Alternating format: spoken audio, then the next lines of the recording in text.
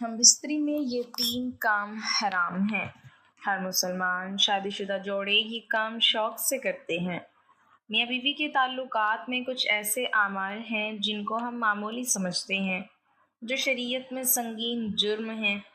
کبھی کبھار لگتا ہے کہ یہ بے حیائی کی باتیں ہیں۔ یہ بے حیائی نہیں ہے، یہ شریعت کا علم ہے کہ بسم اللہ الرحمن الرحیم۔ گاؤں کے کنارے ایک پرانا مکان تھا۔ اس میں ایک نیک بزرگ رہتے تھے جنہیں سب حکیم صاحب کہہ کر پکارتے۔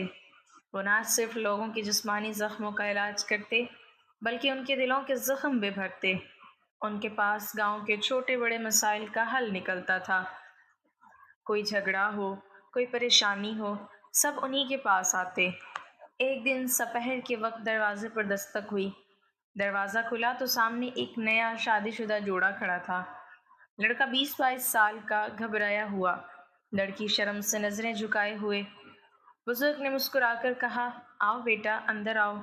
آج تم دونوں کی آنکھوں میں سوال ہے، کہو کس بات کی فکر ہے؟ شوہر نے ہچکچاتے ہوئے کہا، حکیم صاحب، ہم نے حال ہی میں نکاح کیا ہے، مگر دل میں خوف ہے کہ کہیں ہم کوئی ایسا کام نہ کر بیٹھیں جو اسلام میں حرام ہو۔ کچھ باتیں لوگوں سے سنتے ہیں، کچھ کتابوں میں پڑھتے ہیں، لیکن سمجھ نہیں آتی صحیح کیا ہے اور کیا غلط۔ آپ ہی ہمیں سچ بتا دیجئے۔ لڑکی نے آہستہ سے سر جھکا کر کہا، جی حکیم صاحب، ہمیں رہنمائی چاہیے۔ بزرگ نے اپنی سفید داڑھی پر ہاتھ پھیرتے ہوئے کہا، بیٹا بیٹی، تم نے بہت اچھا کیا کہ یہ سوال لے کر آئے۔ شادی صرف جسم کا رشتہ نہیں، یہ دل، روح اور ایمان کا بندھن ہے۔ آؤ میں تمہیں ایک چراغ دکھاتا ہوں جس سے تمہاری زندگی روشن رہے گی۔ پہلا چراغ، زنا اور خیانت۔ بزرگ نے کمرے میں رکھا چراغ جلایا۔ یہ پہلا چراغ ہے، زنا اور بے وفائی سے بچنا۔ وہ بولے، بیٹا، بیوی شوہر کے لیے اور شوہر بیوی کے لیے ہی ہے۔ اگر کوئی اپنی بیوی یا شوہر کو چھوڑ کر غیر کے پاس جائے تو یہ زنا ہے اور اللہ کے نزدیک سخت حرام۔ یہ گناہ نہ صرف دنیا میں عزت کو برباد کرتا ہے بلکہ آخرت میں بھی سخت عذاب ہے۔ محبت کا چراغ صرف اپنے گھر میں جلاؤ، باہر لے کے جاؤ گے تو یہ آگ بن جائے گا۔ نوجوان جوڑے نے سر ہلایا۔ دوسرا چراغ، حیض کے دنوں کی حرمت۔ بزرگ نے دوسرا چراغ جلایا۔ بیٹی، اللہ نے عورت کو حیض کے دن دیے ہیں تاکہ اس کا جسم صاف ہو۔ ان دنوں میں شوہر کو بیوی کے قریب نہیں جانا چاہیے۔ قرآن کہتا ہے کہ یہ دن عورت کے لیے تکلیف کے ہیں۔ اس وقت ہم بستری منع ہے۔ ہاں، محبت کرو، خدمت کرو، لیکن جماع نہ کرو۔ یہ اللہ کا حکم ہے اور اللہ کے حکم پر عمل کرنے میں ہی برکت ہے۔ لڑکی کے چہرے پر سکون آ گیا۔ تیسرا چراغ، جبر اور ظلم۔ بزرگ نے تیسرا چراغ جلایا اور سخت لہجے میں کہا، بیٹا، یاد رکھو، محبت زبردستی سے نہیں ہوتی۔ اگر شوہر بیوی کو جبر سے قابو کرے یا بیوی ضد سے شوہر کو مجبور کرے تو یہ ظلم ہے۔ اسلام کہتا ہے کہ دونوں کی رضامندی ضروری ہے۔ جو زبردستی کرے گا وہ گنہگار ہوگا۔ شوہر بیوی کے لیے سکون ہے، نہ کہ اذیت۔ شوہر نے شرمندگی سے بیوی کی طرف دیکھا۔ چوتھا چراغ، رشتوں کی حرمت۔ بزرگ نے چوتھا چراغ جلایا۔ کچھ رشتے ایسے ہیں جنہیں اللہ نے ہمیشہ کے لیے حرام کر دیا ہے۔ ماں، بیٹی، بہن، خالہ، پھپھی، ان کے ساتھ تعلق کبھی جائز نہیں۔ یہ گناہ خاندان کو برباد کرتا ہے اور ایمان کو کھا جاتا ہے۔ ایسے رشتوں کی عزت کرنا ایمان کا حصہ ہے۔ پانچواں چراغ، نابالغ اور جانوروں سے تعلق۔ بزرگ نے پانچواں چراغ روشن کیا۔ انسان کے لیے انسان ہی بنایا گیا ہے۔ بچوں یا نابالغوں سے کھیلنا یا جانوروں سے تعلق رکھنا شیطانی راستہ ہے۔ یہ نہ صرف حرام ہے بلکہ انسان کو حیوانیت کی کھائی میں دھکیل دیتا ہے۔ ایسے لوگ دنیا اور آخرت دونوں میں ذلیل ہوتے ہیں۔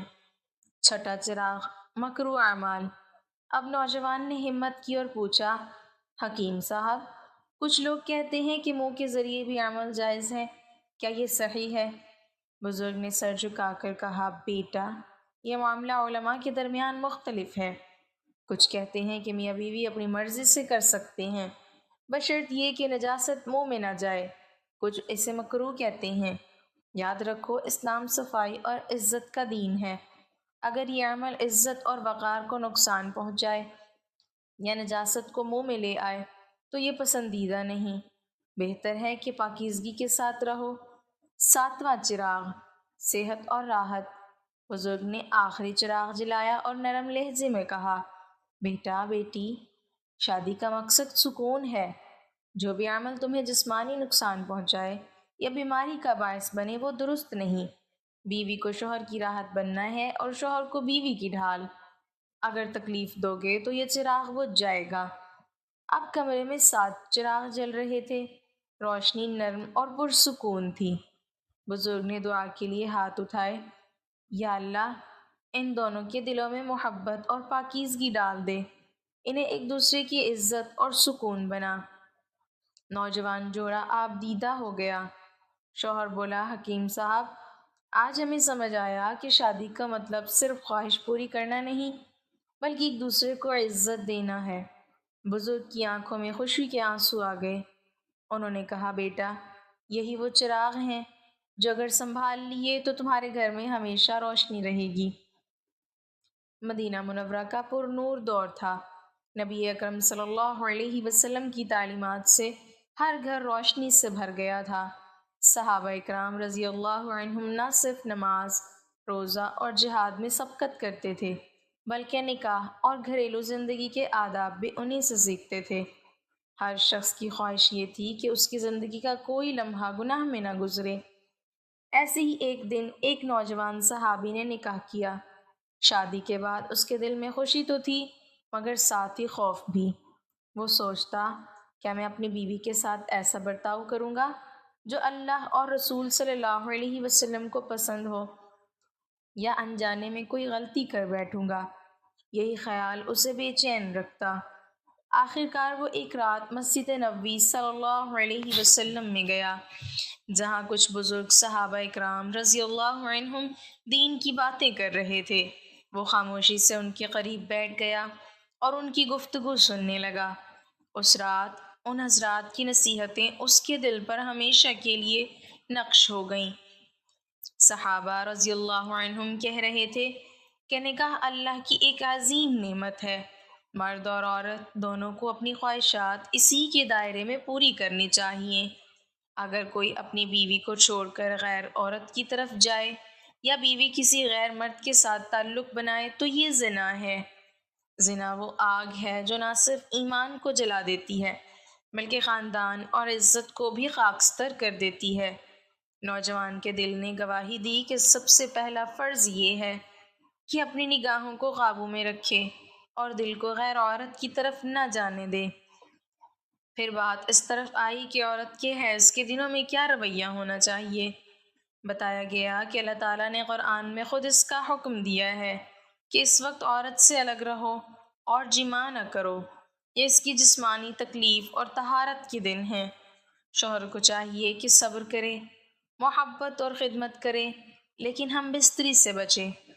نوجوان نے سوچا، یہ حکم کتنا حکیمانہ ہے کیونکہ یہ عورت کی عزت اور سکون کے لیے ہے۔ پھر ذکر ہوا کہ نکاح کا مقصد سکون ہے نہ کہ جبر۔ بیوی شوہر کے لیے لباس ہے اور شوہر بیوی کے لیے۔ اگر کوئی شخص بیوی کی مرضی کے بغیر زبردستی کرے تو وہ نکاح کے مقصد کو تباہ کر دیتا ہے۔ یہ ظلم ہے اور اللہ ظلم کرنے والوں کو پسند نہیں کرتا۔ یہ سن کر نوجوان کے دل میں یہ بات اتر گئی کہ بیوی کے ساتھ ہر عمل میں رضا اور محبت ضروری ہے۔ صحابہ رضی اللہ عنہم نے بیان کیا کہ کچھ رشتے ایسے ہیں جنہیں اللہ نے ہمیشہ کے لیے حرام قرار دیا ہے۔ ماں، بیٹی، بہن، پھوپھی، خالہ، ان کے ساتھ تعلق نہ نکاح کے ذریعے جائز ہے اور نہ ہی کسی اور طریقے سے۔ یہ حکم خاندان کی عزت اور معاشرے کی پاکیزگی کو قائم رکھنے کے لیے ہے۔ نوجوان نے دل میں عہد کیا کہ وہ ہمیشہ اپنے خاندان کے رشتوں کا احترام کرے گا اور اللہ کی مقرر کردہ حدود کی حفاظت کرے گا۔ پھر بتایا گیا کہ کچھ لوگ شیطان کے بہکاوے میں آ کر اپنی خواہشات کو جانوروں یا بچوں پر اتارتے ہیں یہ گناہ نہ صرف ایمان کو ختم کرتا ہے بلکہ انسانیت کو بھی برباد کرتا ہے۔ رسول اللہ صلی اللہ علیہ وسلم نے ایسے لوگوں پر لعنت فرمائی ہے۔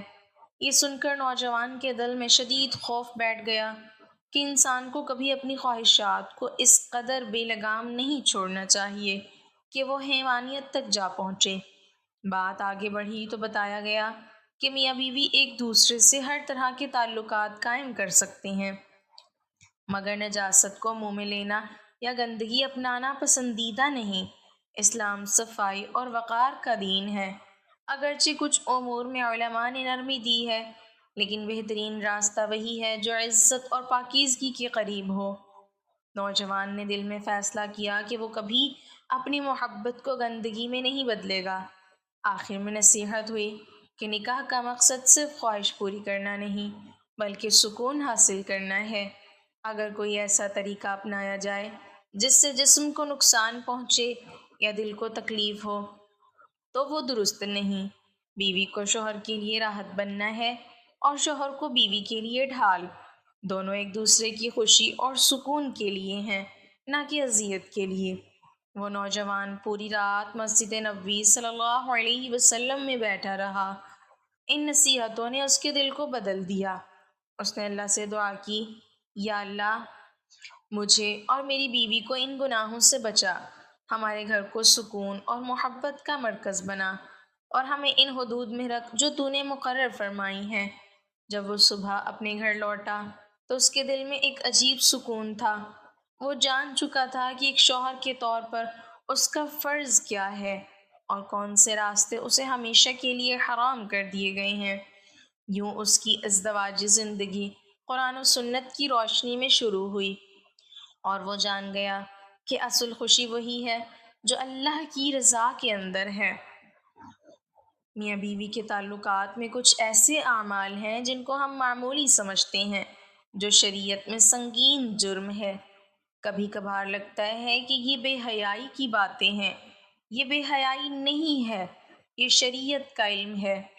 ہاں، اگر ہم اس طرح کی باتیں اپنی خواہش کے مطابق کریں تو یہ بے حیائی۔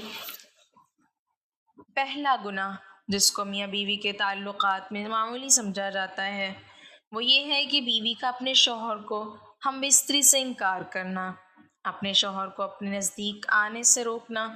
جامع صغیر میں یہ روایت ہے، آپ صلی اللہ علیہ وسلم نے فرمایا، جب شوہر اپنی بیوی کو بلائے ہم بستری کے لیے تو عورت پر واجب ہے کہ وہ فوراً اپنے شوہر کی بات مان لے، ماں سوائے شرعی عذر کے۔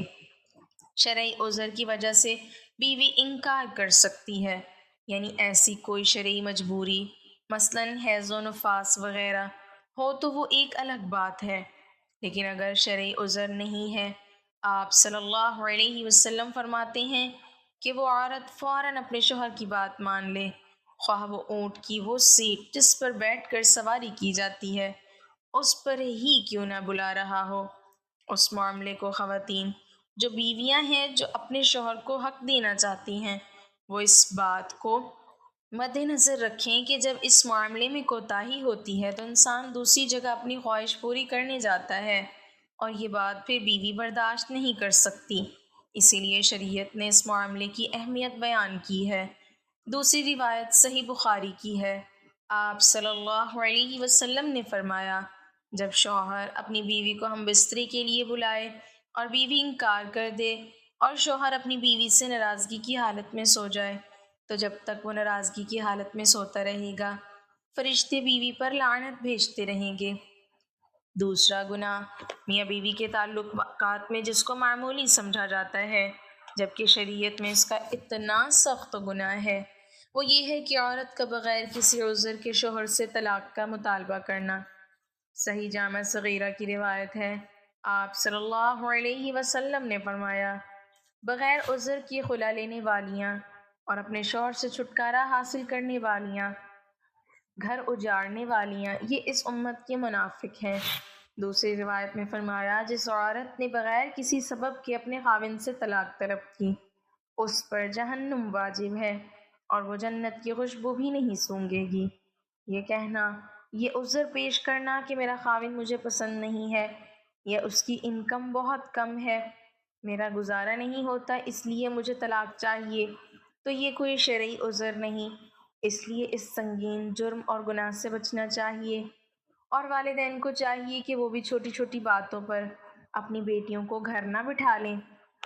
طلاق شوہر کا حق ہے، اور یہ کتنی ہی بری بات ہے کہ عورت طلاق کی خود ڈیمانڈ کر رہی ہے۔ تیسرا گناہ جو میاں بیوی کے تعلقات میں عام طور پر ہوتا ہے اور اس کو معمولی سمجھا جاتا ہے، وہ یہ کہ حیض کی حالت میں اپنی بیوی سے ہم بستری کرنا یا ایسی جگہ سے کرنا جو کہ غیر فطرتی ہے۔ آپ صلی اللہ علیہ وسلم نے فرمایا، جامع ترمذی کی یہ روایت ہے، جس شخص نے حیض والی عورت سے ہم بستری کی یا عورت کے پیچھے جماع کیا تو وہ شریعت کا منکر ہے، اس نے شریعت کا انکار کیا۔ جس نے یہ کیا اس کے لیے شریعت نے کفارے کا حکم دیا ہے، اور یہ بہت سنگین جرم ہے، لیکن اس کو لوگ سمجھ ہی نہیں پا رہے، اور اس بات کو کوئی سنجیدہ لینے کو تیار ہی نہیں ہے کہ نکاح سے پہلے اس کے آداب اور ازدواجی زندگی کے متعلق سیکھا جائے۔ دنیا جہاں میں ہر چیز کی ٹریننگ ہوتی ہے وہ ہم لوگ بڑے فخر سے کرتے ہیں، لیکن جب بات شریعت سیکھنے کی ہے تو کیا ہے جس کی ہمیں شرم آ رہی ہے؟ دنیا کی بے حیائی میں شرم نہیں آتی، لیکن شریعت سیکھتے ہوئے، یہ شریعت کی بات کرتے ہوئے ہمیں شرم آتی ہے۔ چوتھا گناہ میاں بیوی کے تعلقات میں جس کو معمولی سمجھا جاتا ہے وہ یہ ہے کہ کسی غیر محرم عورت سے ہاتھ ملانا۔ یہ بہت سخت گناہ ہے۔ نبی اکرم صلی اللہ علیہ وسلم نے فرمایا، جامع ترمذی کی روایت میں ہے، جب بھی کوئی آدمی کسی غیر محرم عورت کے ساتھ تنہائی میں ملتا ہے تو وہ دو نہیں ہوتے، تیسرا ان میں شیطان ہوتا ہے۔ اور آپ صلی اللہ علیہ وسلم نے فرمایا، تم میں سے کسی شخص کے لیے کیل لے کر اپنے سر میں ٹھوک لینا زیادہ بہتر ہے بجائے اس کے کہ وہ کسی غیر محرم عورت کو چھوئے۔ اور ہمارے ہاں یہ المیہ ہے کہ چھونا تو ایک معمولی بات ہے، یہاں تو پورا ہاتھ ملایا جاتا ہے۔ ایک بار ایک خاتون جس کو شریعت کا علم نہیں تھا، وہ مدینہ آپ صلی اللہ علیہ وسلم سے بیعت لینے آئی، اور آپ صلی اللہ علیہ وسلم کے آگے اپنا ہاتھ بڑھایا۔ آپ صلی اللہ علیہ وسلم نے فوراً اپنے ہاتھ پیچھے کر لیے اور فرمایا، محمد صلی اللہ علیہ وسلم کسی عورت کے ننگے ہاتھ کو دیکھنا بھی پسند نہیں کرتے، اور آپ صلی اللہ علیہ وسلم نے اپنا چہرہ مبارک پھیر لیا۔ اللہ تعالیٰ سے دعا ہے کہ اللہ تعالیٰ ہمیں دین اور شریعت کو سمجھنے اور اس پر عمل کرنے کی توفیق عطا فرمائے، آمین۔